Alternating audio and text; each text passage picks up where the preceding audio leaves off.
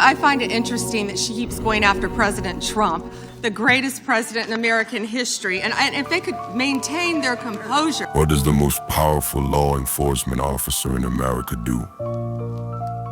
And the president she serves is accused of raping a 13-year-old girl. I want to know, were there any underage girls at that party?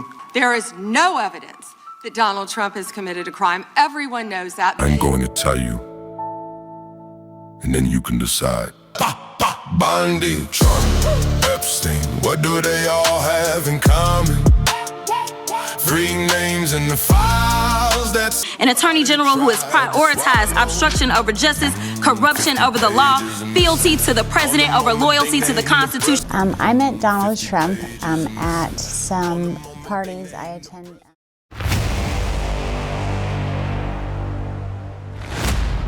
Welcome to the last episode in the Epstein Files Cover-Up Investigative Series. This episode answers the question, who is Pam Bondi and who does she serve? What if I told you that you could buy total, complete legal immunity from a multi-million-dollar fraud investigation for basically the price of a mid-sized sedan? Well, it sounds completely absurd when you put it like that. The woman who is supposed to be the top law enforcement officer in the United States, the one who now has the power to prosecute, to investigate, and to bury, was paid by the man whose file she controls. To lead the DOJ as acting attorney general. These words just now from the president of the United States. Let's pull it up via a Truth Social report. That Truth Social report right there saying Pam Bondi is a great American patriot. He calls her a loyal friend who faithfully served as attorney general over the past year. Credits her for a massive crime crackdown and says these words as she's being fired: "We love Pam." He also announces to the American public that Pam Bondi will transition to a new job in the private sector. Apparently that will be announced at a later date. He then says he's handed the torch to somebody he considers very talented, respectful, legal mind, Todd Blanche, stepping in as acting attorney general. We understand that news came to Mr. Blanche by a 3 or 4 minute phone call that was congratulatory in nature. Let's go to CBS News correspondent Chanel Call. She's following all of this breaking news. Chanel, a lot to take apart here and diagnose. The last few moments here, some big national breaking news. Pam Bondi is out. At this point, unclear what she will be moved to. But I do want to point to something I think is noteworthy from that Truth Social post. So if we can pull that up again, you'll see here the president calling her a great American patriot and a loyal friend who he says faithfully served as Attorney General over the past year. And two very notable things from the president's announcement read. First of all, he was effusive with his praise of Pam Bondi. That's something that we expected. He's been very reluctant in this second term to criticize people who he has chosen to place in major roles, cabinet level positions, especially someone like Bondi, who has been so dedicated to Donald Trump well before the beginning of this second term. She was by his side, fighting fiercely for him after the 2020 election, making the case, as the president did, that somehow this election had been stolen. Pam Bondi has been loyal to Donald Trump for many years, even before she was Attorney General of the United States, heading up the Department of Justice, and before Donald Trump became president for the second term. Pam Bondi was the Attorney General of the state of Florida, and during that time, she was effectively covering up the Trump University scandal. Pam Bondi has been so loyal to Donald Trump that the Department of Justice did not release the Epstein files like they needed to. The survivors were coming forward talking about what Epstein had done to them. Our government has been covering things up, and those in power and those like Donald Trump and Epstein, who have money and influence, have been covering things up so much that this too looks like Pam Bondi was no longer useful. Let's take a look at one of the most heartbreaking moments with Pam Bondi as Attorney General of the United States. On February 11th, 2026, Pam Bondi sat before the House Judiciary Committee. The Jeffrey Epstein survivors stood silently behind her during the entire hearing. Apologized to Jeffrey Epstein's victims right behind her. Angry testimony on Capitol Hill from Attorney General Pam Bondi on the Epstein files. She refused to directly apologize to Jeffrey Epstein's victims right behind her or answer questions about the investigation. And her exchanges with lawmakers quickly became confrontational, to say the least. Scott McFarland has more on this. Scott, good morning. Hey, Nate, good morning. It was a fiery hearing that only fanned the flames of an Epstein files controversy that has already engulfed the Trump administration. The Attorney General acknowledged the survivors of Jeffrey Epstein's abuse seated right behind her, wearing white T-shirts in solidarity. I am deeply sorry for what any victim has been through. But when lawmakers asked Pam Bondi to apologize for the Department of Justice's handling of the Epstein files, she refused. Will you turn to them now and apologize for what your Department of Justice has put them through? I'm not going to get in the gutter for her theatrics. Democrats and one Republican, Thomas Massey, blasted Bondi because her department mistakenly released the names of some Epstein survivors who wanted to stay anonymous. Literally the worst thing you could do to the survivors, you did. While redacting the identities of other people whose names appear in the files. I want to know, were there any underage girls at that party or at any party that Trump attended with Jeffrey Epstein? This is so ridiculous, and that they are trying to deflect from all the great things Donald Trump has done. And question whether the Justice Department has spoken with some top Trump administration officials named in the files. We have evidence that 3 senior officials within the Trump administration have ties to Jeffrey Epstein. What does ties mean? Bondi repeatedly refused to answer most questions from Democrats in a hearing filled with angry exchanges. I believe you just lied under oath. Don't you ever accuse me of a crime. I believe you. After that hearing, some of the survivors spoke about what it felt like when Pam Bondi said those things and did those things. There was nothing that gave us any bit of hope of any kind of integrity in doing the right thing when it comes to Epstein-Maxwell accountability, further investigation, which she claimed was happening. And we're going to be waiting to see the outcome of that and see if that's an accurate, legitimate statement. Danny, I see you nodding and shaking your head. I think there was such a lack of empathy today. There was such a lack of, honestly, humanity today. Something that, I think all of us felt a little devastated about was that she had 3 opportunities to address survivors. We stood up, and all she had to do was turn around, and she could not even turn around and face us. For so many years, I can't speak for everybody, but for me, I felt like such a ghost walking through Epstein's mansion. I felt like there were so many people who saw me. There were so many people who should have spoken up.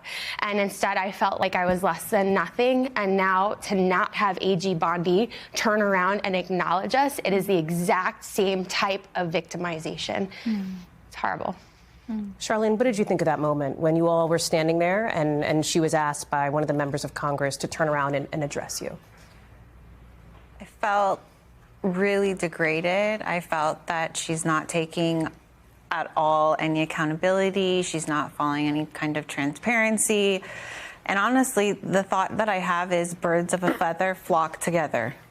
So I feel like the way that she handled today is often the way that our president or other people have treated us that are really high up. And I felt like she was treating us just like everybody else has in the justice system and beyond. I was looking at you all. The cameras there had shown a view of you in that moment on your feet in front of this hearing room, in front of all of these cameras. And I wonder, Jess, Liz, all of you, if you can take me, what was going inside in your mind? What was happening in your mind? What were you thinking as that moment was happening? So one of the things I was thinking in that moment is that it is such a simple act to turn around and say, I apologize for the terrible job our DOJ did in releasing, that is something that is completely inappropriate. To take responsibility for that, for the damage they did, to us, not to state it as, yes, we understand damage was done. No, to us.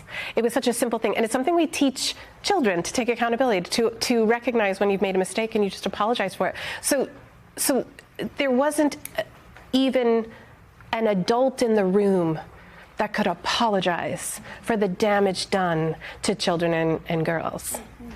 In her opening remarks, the Attorney General said, "I am deeply sorry for what any victim has been through, especially as a result of that monster." That monster, but not. So there's the crimes of Jeffrey Epstein, and then there's the crimes of the cover-up. And she's part of that continuing cover-up. So she didn't apologize for that. But when she said that monster, she said it as if he acted alone. Yes. And Epstein was absolutely a monster, but he didn't act alone. And I think that we now have more evidence of that from what we've seen in the files. And what is really difficult for me to wrap my head around is I met Epstein and Maxwell when I was 21. I'm almost 53 now. And I was just raised differently. I was raised to respect our government. I was raised to be able to speak to people of different political parties. And maybe I don't always agree with them, but their insights help me shape my opinions. And I just don't see that happening. And that's what I grew up in. That's the America that I grew up in. And for us to now feel like the Department of Justice, which is in charge of seeking justice for all Americans who are victims of crime, they've just completely let us down. And so to hear her say, if you have been a victim of crime, we want you to call the FBI. I called the FBI.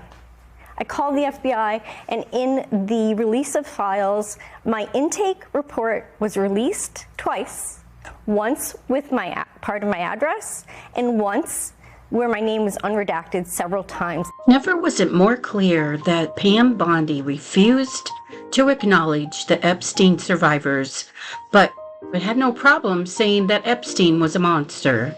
Head Lou played video footage of Trump and Epstein at a party together. He asked Bondi directly whether she knew if any underage girls had been present. Why does Pam Bondi continue to protect Donald Trump? You have the power to change things, to hold these men accountable, and you're doing the opposite. You're protecting them. So I want to move on to another man. Can I answer Donald that, Trump. though? I want to move on to another question. Can I answer your question about protecting? You answered the question. You're saying no. I love this. I want to discuss another man, Donald Trump, who is all over the Epstein files, like former Prince. Here's a video.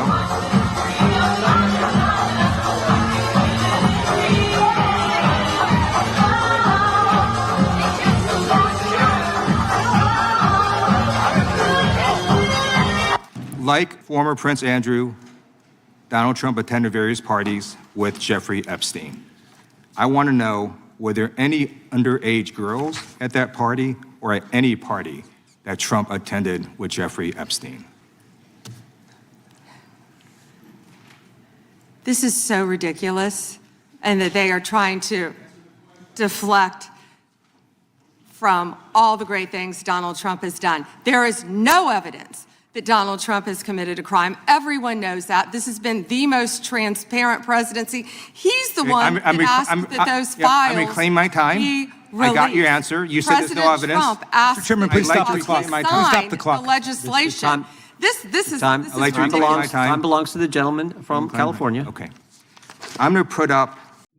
Over and over again, there has been evidence that Donald Trump has done wrong. Another document from a witness who called the FBI's National Threat Operations Center, because I believe you just lied under oath.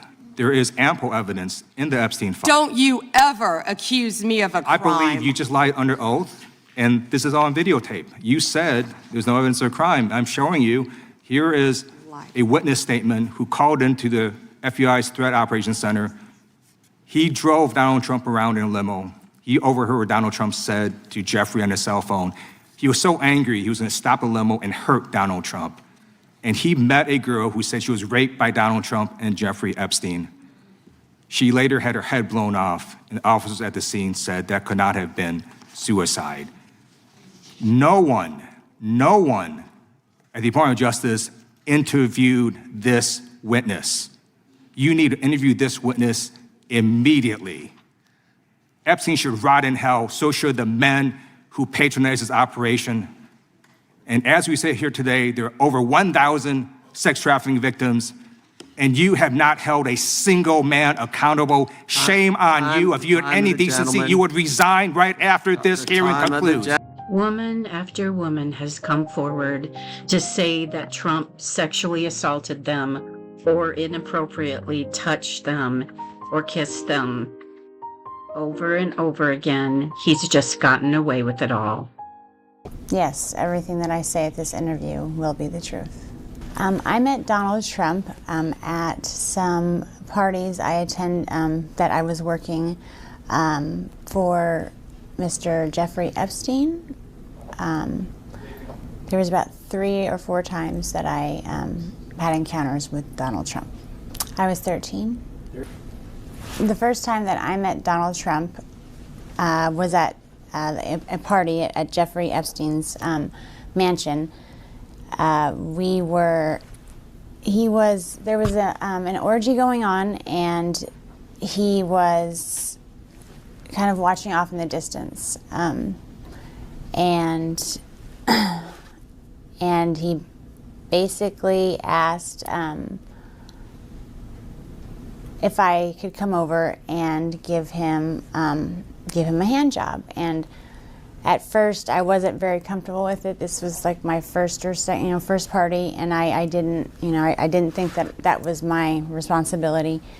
But my recruiter told me that I needed to do it, so I agreed to. And then he, I began to. Sorry, this is a little difficult, but before I gave him a hand job, he kind of slapped my hand away and said, "You need to use a glove." And the recruiter ran over and handed me a glove and said, "No one touches Mr. Trump's penis without a glove." So I needed to use a glove. I gave him a hand job, and then immediately after, he had an orgasm, he left, and I didn't see him again at that party. Jeffrey Epstein is a billionaire friend of Donald Trump's that was responsible for throwing the sex parties. I originally came to New York trying to be a model, and so I tried some on, and there was a blonde wig that she said that looked great on me. So I wore that wig, and Donald Trump had specifically asked about me because I remind him of his daughter, and she said, well, she's 13 as well. So he knew the first time that he saw me, but he took a liking to me because I looked like his daughter. It just felt like it wasn't a game. Yeah. The one night that I had the blonde wig on, he mentioned that I looked like, that I reminded him of his daughter. And actually the maid fantasy, I didn't have a blonde wig on. I was trying to stay away from blonde wigs at the time. But he actually told Tiffany that that's what he wanted me to wear. Like, he wanted it, and anytime I put it on, anytime I had it on and he'd see me, he would say, oh man, you look, and it wasn't like oh, you remind me of my daughter. It was this sick, evil, you remind me of my daughter. It was just this weird pleasure, sick smile. Like, I don't even want to know what he was thinking about. I could imagine what he was thinking about. What you need to understand is that anyone that has as much money and power and people to cover for him as Donald Trump will do anything to keep people silenced and to make sure that there is no justice done. These vicious claims about me of inappropriate conduct with women are totally and absolutely false. Once women started speaking out, the backlash was immediate. A lot of people have accused you of speaking up for attention. There's no good attention that comes from speaking about something like sexual assault for anyone. But I had no idea what the aftermath would be like. I had no idea. I have a lot of family members who are Trump supporters, and they just thought that I was lying, and that I got paid. There were comments about my looks, you're a liar. Someone wrote, you should put a gun to your head, do this country a favor. You know, there was everything from like, I don't even like Trump, but you're pathetic, to, oh my God, big deal, get a grip, he grabbed your breast, get over it. We know where you live, we're gonna find you and your family are not safe. It was a living nightmare. Doris also watched the debate, but she didn't come forward at the time. Why is it that you didn't choose to speak up earlier? Well, when everyone was speaking up, I got really frustrated because I was like, I know they're telling the truth because it happened to me. But my girls were 8 and my kids got older, and, you know, I talked to my therapist about it. I really, really went into the, you know, what could happen and how can we prepare for it. I finally came to a place in my life that it was time for me to come out. Trump's legal team have said that the fact that you're speaking up now so close to the 2020 election suggests that this could be politically motivated. Is it in any way politically motivated? No, you know, it has nothing to do with politics. It has to do with me and my family. I've volunteered on campaigns. Both those campaigns were Republican, by the way. I worked on Jeb Bush's campaign. If he wasn't running again, I think I'd still come out. Neither Trump's campaign nor the White House responded to requests for comment. Trump has continually denied all allegations. I feel so powerful. I'll walk into that audience. I'll walk in there. I'll kiss everyone in that audience. I'll kiss the guys and the beautiful women and everybody. I'll just give you a big fat kiss. The truth is that Trump has learned that with his money and power, he can get people to kiss his behind. I know them all. You know, it's interesting. I was looking at the ones I'm running against. I've contributed to most of them. Do you believe it? I've contributed to most of them. And one of them said, no, I don't think you've contributed to me. They found out I did. I contribute to everyone. I've given to Democrats. I've given to Hillary. I've given to everybody because that was my job. I got to give to them. Because when I want something, I get it. When I call, they kiss my ass, okay? It's true. They kiss my ass. Even as his behavior towards women again comes under scrutiny, Trump is making a desperate bid to get women to show up for him next week. So can I ask you to do me a favor? Suburban women, will you please like me? You're the 26th woman to come forward, and you know, some of these accusations came out before the 2016 election. He still got into power. I mean, do you really think that you speaking up can make any difference at all? No. This is not going to move the needle on his election whatsoever. Why do you think it doesn't make a difference? Do you think people don't care? I don't know. Honestly, I mean, I don't know how many women it would take to come forward. I don't know what more. Do we need hundreds? I mean, would that matter? I am sure that there are stories out there. And I'm also sure there's a lot of people that just don't want to get involved, but I understand why they don't. The fear of being ridiculed, the fear of not being believed, or I brought it on myself. I wore a skirt. Nobody would know about this probably if he had not run for president. It's only of importance to most people because he was trying to get the most important job in the world. What is it that you would say to him if he was sat here instead of me? If you can grab anything you want without there being any boundary and also consequence, when does it stop? When does it stop? The question that will not go away. Because how does this keep on happening?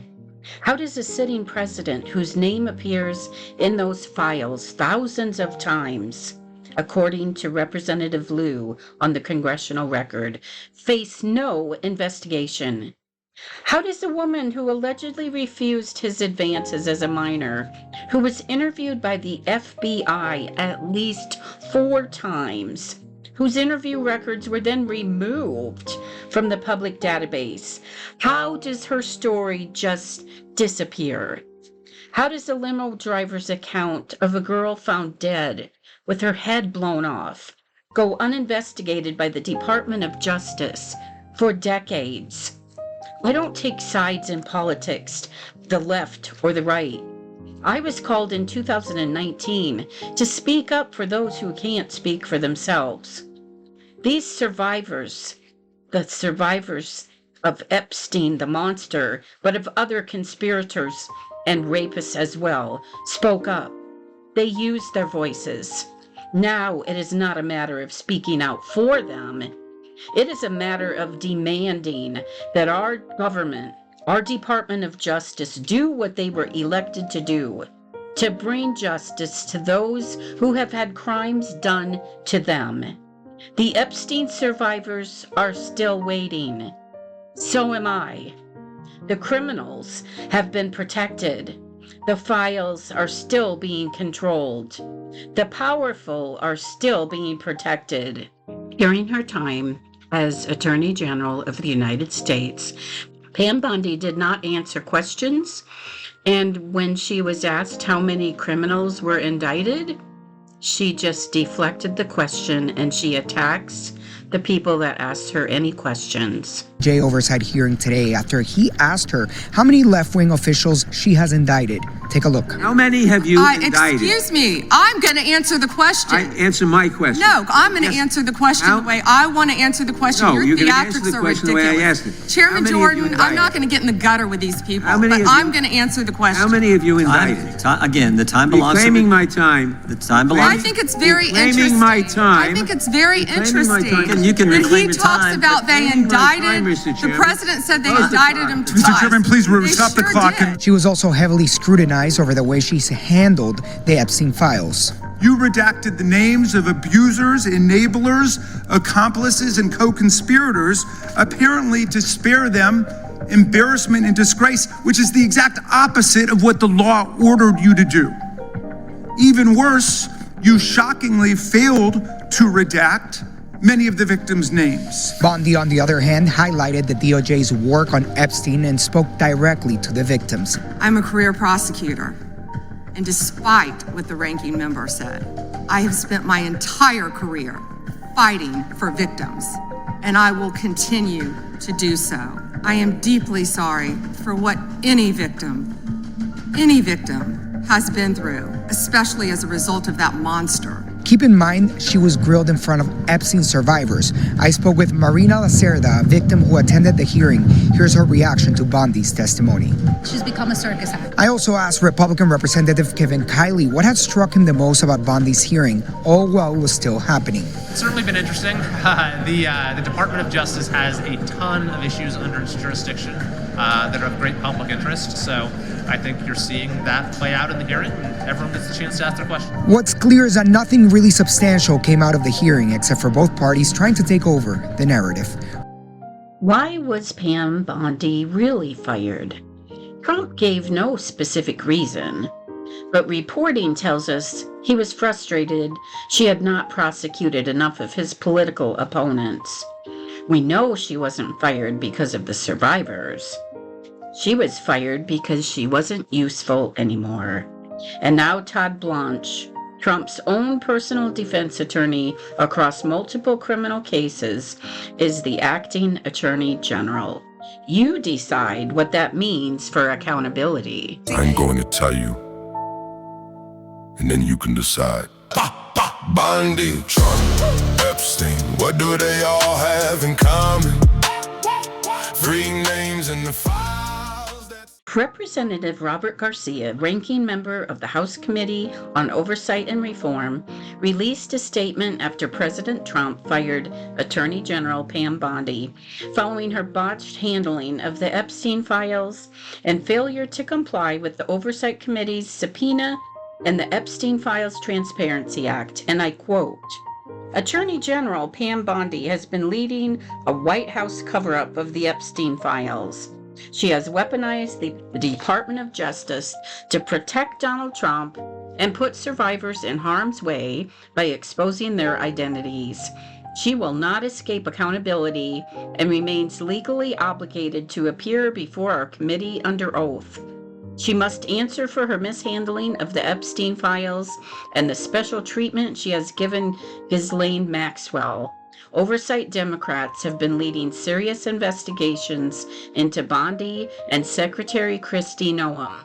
If they think we are moving on because they were fired, they are gravely mistaken. End of quote, said Ranking Member Robert Garcia. I want to say directly to every survivor who was in that room, every survivor watching this right now, to all the people who, when interviewed, said that the government and everyone they were talking to was telling them to move on. How do you move on when justice has not been done? When the Department of Justice, the department whose entire purpose is supposed to be to protect victims and seek accountability for crimes, they protected the criminals instead. When Pam Bondi said she was sorry for what Epstein the monster did to you, but said nothing about what she and the Department of Justice did to you, that silence was its own crime. Exposing your identities in released documents while redacting the names of the powerful men connected to Epstein, that was not a mistake. That was a choice. And that secondary trauma of watching that happen, of watching the system protect the predators while silencing you, the survivors, that is almost as devastating as the original harm that was done to you. I will not soften the truth. The Epstein survivors are still waiting. I'm still waiting. The criminals have been protected. The files are still being controlled. The powerful are still being protected. Pamela Bondi is gone from the role of Attorney General, but the machine is still running. This is the last in the episode of the 6-part series, Who is Pam Bondi? This is Sherry for Arise and Shine podcast.